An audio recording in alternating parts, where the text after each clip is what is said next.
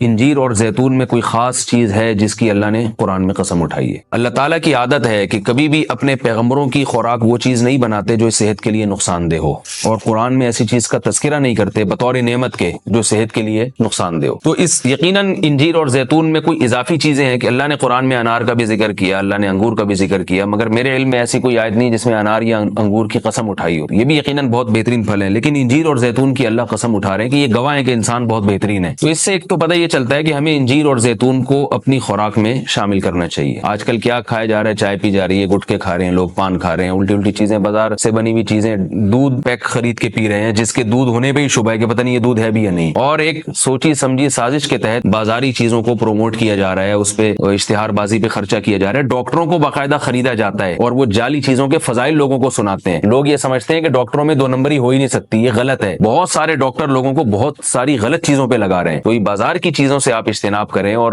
وہ چیزیں جو اللہ نے انسان کی خوراک کا حصہ نہیں رکھی ہیں، سگریٹ اللہ نے انسان کے پینے کے لیے پیدا نہیں کی ہے، ہیروئن، چرس، یہ سب نشے کی چیزیں ہیں جو ہمارے مذہب میں ویسے ہی حرام ہیں، تو ان سے اجتناب کرنا چاہیے۔ انجیر اور زیتون کے کیا فضائل ہیں میڈیکل سائنس نے ثابت کیا ہے، اور حکیم جو ہیں، ماہر حکیم ہیں، طبیب ہیں، وہ بھی بتاتے ہیں کہ یہ دو ایسی چیزیں ہیں جو انتہائی طاقتور ہیں، لیکن ان میں کمال یہ ہے کہ یہ آپ کے جسم میں چربی نہیں پیدا کرتی اگر اعتدال سے ان کا استعمال کیا جائے۔ ہم دیکھتے ہیں کہ جب بھی کوئی چیز بہت زیادہ انرجی دیتی ہے ہمیں، تو ساتھ ساتھ ایک اس کے ساتھ مصیبت یہ ہوتی ہے کہ وہ موٹاپا بھی لاتی ہے، وہ چربی بھی بڑھاتی ہے، وزن بھی بڑھاتی ہے۔ لیکن انجیر بہت طاقتور چیز ہے، نہ صرف یہ کہ آپ کے جسم میں چربی بڑھاتی نہیں ہے بلکہ چربی کو ختم کرتی ہے، کولیسٹرول لیول آپ کا گراتی ہے۔ یہ زیتون میں بھی ایسا ہی ہے کہ زیتون آپ کی صحت کے لیے انتہائی مفید اور بہت طاقتور ہے، اور کولیسٹرول لیول آپ کا کم کرتا ہے، لیکن یہ ضروری ہے کہ اعتدال سے ہو۔ اگر آپ بہت زیادہ کھانا شروع کر دیں گے تو پھر زیتون بھی چربی پیدا کرتا ہے، ظاہر ہے اعتدال تو ہر چیز میں ضروری ہے۔ اور کچھ چیزیں ایسی ہیں انجیر اور زیتون میں جو میڈیکل سائنس کہتی ہے کہ انجیر پیٹ کے کیڑوں کو ختم کرتی ہے، انجیر قبض کو ختم کرتی ہے، قبض کا سب سے بہترین علاج ہی انجیر ہے۔ لوگ اس طرف توجہ نہیں دیتے، دوائیں کھاتے ہیں، ایلوپیتھک دوائیں کھاتے ہیں، اس کے سائیڈ افیکٹ بہت سارے ہوتے ہیں۔ تو اگر ہم اپنی خوراک میں روزانہ کچھ نہ کچھ انجیر کا استعمال رکھیں تو بہت ساری بیماریوں سے انشاءاللہ ہماری حفاظت ہو جائے گی۔ انجیر میں خاص بات یہ بھی ہے کہ یہ خون پیدا کرتی ہے، سالے خون جسم میں بناتی ہے، لیکن انجیر کے استعمال کا طریقہ یہ ہے کہ اس کو بہت زیادہ چبا کے کھانا چاہیے اچھی طرح۔ زیتون میں بھی اللہ نے بہت کچھ رکھا ہے، قرآن مجید میں اللہ تعالیٰ نے زیتون کی الگ سے بھی فضیلت بیان کی ہے، فرمایا کہ اللہ نے اپنے نور کی مثال دی ہے قرآن میں، اللہ نور السماوات والارض مثل نورہ کمشکاۃ فیہا مصباح المصباح فی زجاجہ الزجاجۃ کأنہا کوکب دری یوقد من شجرۃ مبارکۃ زیتونۃ لا شرقیۃ ولا غربیہ۔ اللہ نے فرمایا کہ میری مثال اس نور کی ہے، یعنی ہدایت کی ہے، کہ جیسے کسی اندھیرے میں کوئی چراغ رکھا ہو۔ اب اس چراغ میں اللہ نے مثال کس دی ہے؟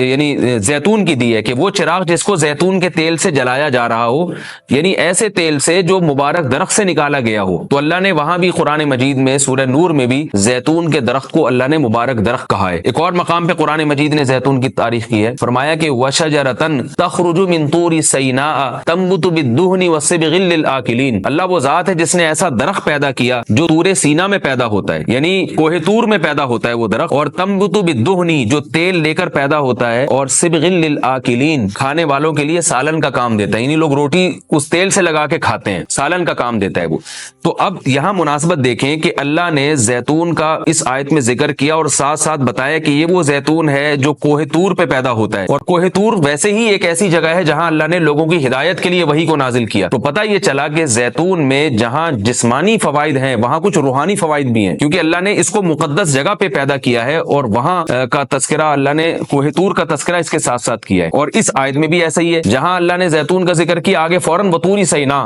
کوہ طور کی اللہ نے قسم اٹھائی ہے۔ تو اس سے پتہ چلتا ہے کہ زیتون میں جہاں جسمانی فوائد ہیں کچھ روحانی فوائد بھی ہیں۔ روحانی کا مطلب یہ کہ اس کے کھانے سے عین ممکن ہے کہ آپ کی کچھ روحانی ترقی بھی ہو، شاید اللہ کی محبت میں اضافہ ہو، گناہوں سے نفرت پیدا ہو، یا اس کے سے جسم میں کوئی ایسی تبدیلی آ تو ہمیں اس کو استعمال میں لانا چاہیے۔ میں نے عربوں کو دیکھا ہے وہ بہت زیادہ انجیر اور زیتون کا استعمال کرتے ہیں، مگر ہمارے ہاں صبح صبح لوگ جیم کا استعمال کر لیں گے، شہد نہیں استعمال کرتے، اور بچوں کو ٹافیاں کھلا دیں گے، انجیر نہیں کھلائیں گے کبھی بھی۔ میں اپنے والد صاحب کو دیکھتا تھا، وہ ہمیں انجیر لا کے دیا کرتے تھے، ہم کھاتے تھے اس کو شوق سے، والد صاحب خود بھی استعمال کرتے تھے۔ تو والدین کو چاہیے کہ بچوں کو ان چیزوں پہ ڈالیں، میٹھا کھانے کا بچوں کو شوق ہوتا ہے، تو آپ ٹافی یا چاکلیٹ کے بجائے آپ ان کو انجیر کھلا دیں، آپ ان کو کوئی ایسے پھل فروٹ کھلا دیں، شہد کھلا دیں، تو ان چیزوں پہ لانا چاہیے، کیونکہ اللہ تعالیٰ نے صحت کی حفاظت کا بھی ہمیں حکم دیا ہے، قرآن و سنت میں اس کا بہت تاکید سے حکم ہے۔